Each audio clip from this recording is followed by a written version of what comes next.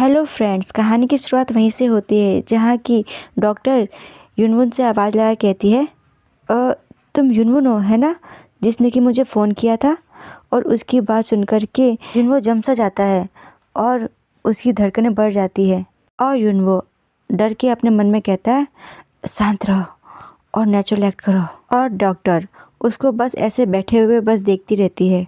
फिर युनवो जल्दी से अपने आप को साफ़ करता है और फिर अपने जैकेट को पहनते हुए पीछे मुड़ करके डॉक्टर को देखते हुए कहता है, ओ हाय, मैं सियोन को चेकअप कर रहा था।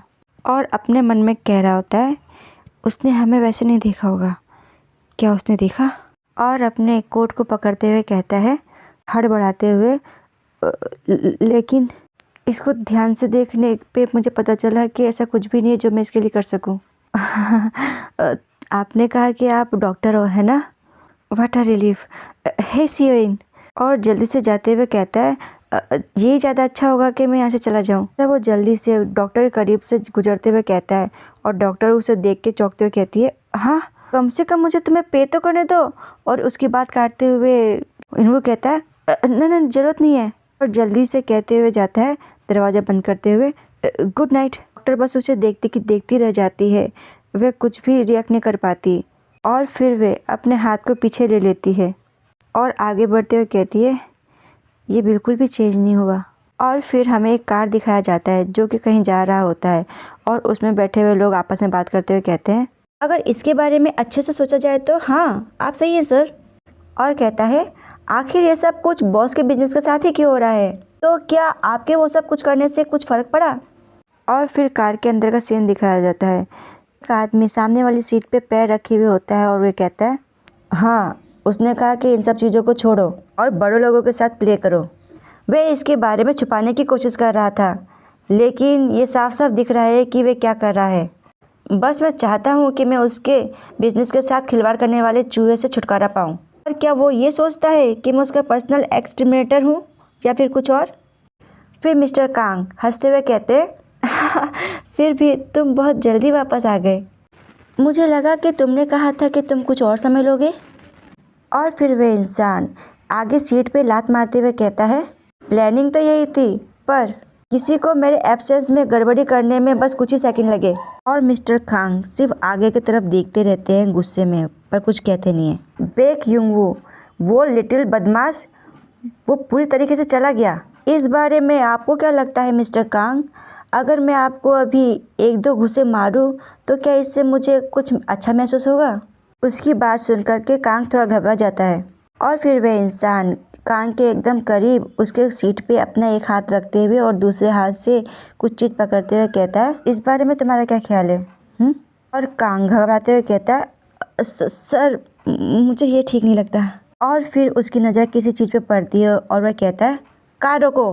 और कांग कभी उसको और कभी ड्राइवर को देखते हुए चिल्लाते हुए कहता है, हे नहीं, अगर तुमने ऐसा किया यू आर डेड। आखिर आप ऐसा क्यों कर रहे हैं सर, क्या आप मुझे ब्रेक नहीं दे सकते। मेरा मतलब है कि आखिर वो कौन है जिसने कि आपकी कंपनी छोड़ी है। फिर वह इंसान कहता है, तुम्हारे लिए यही अच्छा होगा कि तुम कार रोक दो, नहीं तो मैं तुम्हें सच में मार मार के पल बना दूंगा। एक्चुअली कांग को ये लग रहा था कि वो इंसान इसको मारने के लिए कार रुका रहा है। और फिर हमें एक बाथरूम का सीन दिखाया जाता है, जहाँ की हिनवू अपने आप को साफ कर रहा होता है। और फिर वह वहाँ से अपने आप को साफ करके बाहर निकलता है। और फिर वह अपने बाइक के पास आता है और एक सांस लेता है, फिर अपनी बाइक में से वह अपने हेलमेट को उठाता है और उसके पीछे किसी के चलने की आवाज़ आती है। तभी एकदम से कोई उसे जोर से पकड़ लेता है। ऐसा होने की वजह से वो एकदम से चौंक जाता है और ऊपर की तरफ उस इंसान को देखते हुए कहता है, हाँ। और उस इंसान को देख के कहता है, तेजू हियोंग। और तेजू से कहता है, तुम बेवकूफ़। और अपने हाथ के ग्रिप को जोर से दबाते हुए कहता है, तो तुम्हें लगता है कि तुम मेरे कॉल को नज़रअंदाज कर सकते हो, तुम अपने आप को बहुत बड़ा समझने लगे हो। और युनवू उसके ग्रिप से अपने आप को छुड़ाने की कोशिश करते हुए कहता है, तुम आखिर किस बारे में बात कर रहे हो।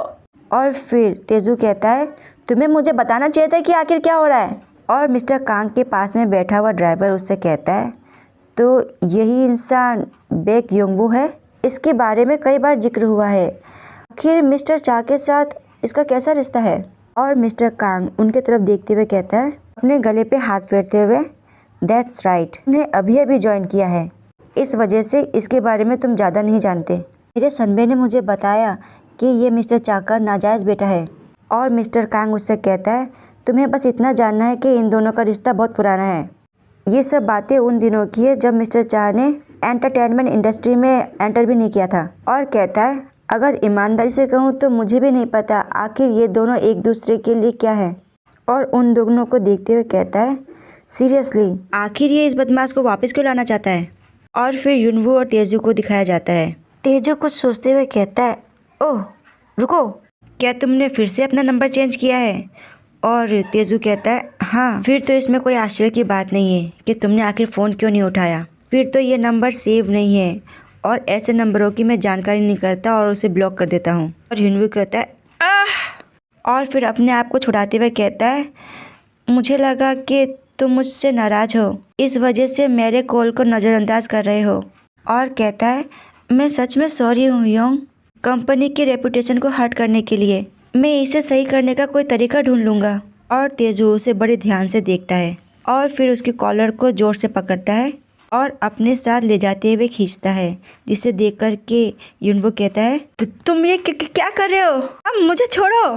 और फिर तेजू कहता है, हम अभी मिस्टर कांग से बात करने वाले हैं, तो अपनी बकवास अब बंद भी करो और फिर तुम कल से अपने काम पे वापस आ जाना। और फिर युनवो चिल्लाते हुए कहता है, रुक जाओ, मैं पहले ही वहाँ से निकाला जा चुका हूँ।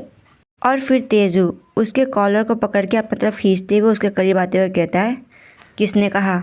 और कहता है, हमने पहले ही स्पॉन्सर के साथ एक एग्रीमेंट कर लिया है, हम हेयूल को इमीडिएटली नहीं निकालेंगे, कुछ भी नहीं बदलेगा और कंपनी भी ठीक है। फिर युनवो उसके हाथ को अपने कॉलर से हटाते हुए कहता है, मैं श्योर हूँ कि तुम भी यही सोचते हो हियोंग, पर मुझे ऐसा करने के लिए पूरी तरीके से बेशर्म होना पड़ेगा और इसके अलावा तुम्हें अब मेरी मदद करने की कोई ज़रूरत नहीं है हियोंग। मैं साइड हॉस्टल में काम करते रहने के साथ साथ दूसरी जॉब भी ढूंढता रहूँगा। और फिर तेजू उसे बड़े ही ध्यान से देखता है गुस्से में और फिर कहता है, और फिर आगे बढ़ के ज़ोर से उसके बाइक पर लात मारता है, जिससे कि युनवो कहता है, हे, गुस्से में। और बेचारा बाइक कहता है क्रैक्स गिरने की वजह से। और फिर युनवो को उसके फ्रेंड की बात याद आती है, युनवो मेरी बेबी बहुत नया मॉडल है और ये बहुत ही प्रीशियस ब्यूटी है, निश्चित रूप से बेहतर होगा कि तुम इसके साथ अच्छा व्यवहार करो, ध्यान रखना। और युनवो चिल्लाता है, नहीं। और गुस्से में वे तेजू को जोर से लात मारता है, जिसे देख कर के गाड़ी में बैठे हुए दोनों लोग चौंक जाते हैं और कहते हैं, ओह। और युनवो उसको देख कर गुस्से में कहता है, अपने उम्र के हिसाब से चलो। और तेजू दर्द से कांपते हुए कहता है, वाई यू लिटिल। और उसके तरफ देखते हुए चिल्लाते हुए कहता है, क्या तुमने पूरी तरीके से अपना होश खो दिया है, आखिर किसने सोचा था तुम ऐसा एक्ट करोगे। और युनवो जाते हुए उसको देखते हुए कहता है, अपना हेलमेट लगाते हुए, इसका ओनली रीज़न ये है कि मिस्टर कांग ने मुझे पहले ही फायर कर दिया और ये सब तुम्हारी वजह से था, है ना। सॉरी, अगर तुम भीख भी मांगते हो तो भी मैं वापस नहीं आऊँगा और मेरे लिए पूरे पेपर वर्क को टेक केयर कर लेना, ठीक है। ऐसा कह करके युनवो वापस चला जाता है और फिर तेजू उसे जाते हुए देखता है और खड़े होते हुए पीछे की तरफ घूर के देखता है।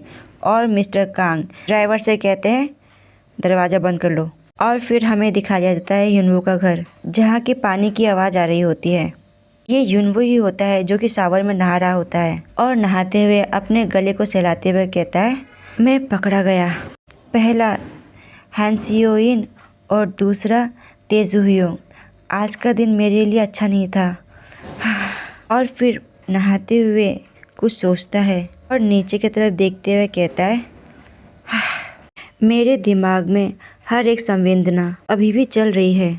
और वह सियोइन के साथ बिताए हुए पलों को याद करता है और फिर अपने गले को टच करता है और फिर वह सियोइन का टच याद करता है और अपनी बॉडी को टच करता है और फिर सियोइन के घर में हुए हर एक बात को वो याद करता है। वह सियोइन को उसके घर में ले जाता है और उसकी फैमिली फ़ोटो को भी देखता है और फिर वो रेडियो में कुछ करता है। फिर वह अपने प्रेजेंट टाइम में आता है और अपने सर को पकड़ के बैठ जाता है और कहता है, हाँ, आखिर मेरे साथ क्या गलत है। और इसी के साथ ये पार्ट होता है समाप्त। धन्यवाद। सॉरी फ्रेंड्स, मैं वीडियो देरी से अपलोड की। बट इस स्टोरी में मुझे कुछ समझ नहीं आ रहा था, इस वजह से मैं स्टक हो गई और मैं दूसरी वीडियो भी नहीं बना पा रही थी। Okay, bye bye.